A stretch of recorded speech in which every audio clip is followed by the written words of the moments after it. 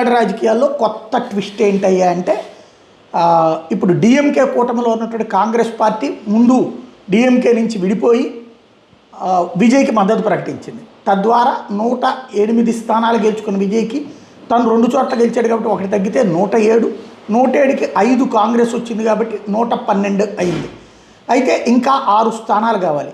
ఈ 6 స్థానాలకు సంబంధించి వామపక్షాలకి చెరో 2 ఉన్నాయి, సిపిఐకి 2, సిపిఎంకి 2, అట్లాగే బీసీకే పార్టీకి ఒక 2 ఉన్నాయి, 3 2 6. ఇందులో వీళ్ళ ముగ్గురు కూడా ముందు మద్దతు ఇవ్వబోము అన్నారు. ఇప్పుడు వీళ్ళలో సిపిఐ రూటు మార్చుకుంది. స్టాలిన్తో చెప్పేసేసి యువతలకు వచ్చిందో లేదా తెలియదు, కానీ సిపిఐ ఇప్పుడు మద్దతు ఇవ్వడానికి రెడీ అయ్యింది విజయ్ ప్రభుత్వానికి. తద్వారా స్టాలిన్తో పక్కన వీళ్ళిద్దరు భేటీ అయ్యారు, వీసీకే వామపక్ష నేతలు.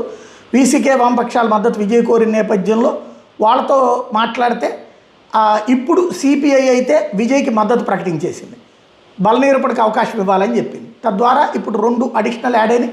వీసీకి కూడా కలిపితే 2 4, ఇంకొక 2 తగ్గుతాయి. ఆ రెండిటికి సంబంధించినటువంటి నిర్ణయమే అత్యంత కీలకమైనటువంటిది. చేస్తారా లేదా, ఎవరు చేయాలి ఇంకా అంటే ఆ డిఎండికే ఒకటి ఉంది, తర్వాత సిపిఎం ఉంది. సిపిఎం కూడా ఓకే అంటే కనుక అయిపోతుంది. మరి మద్దతు ఇస్తారా, అక్కడ స్టాలిన్ బాధపడుతున్నాడు కాబట్టి ఆగుతారా చూడాలి.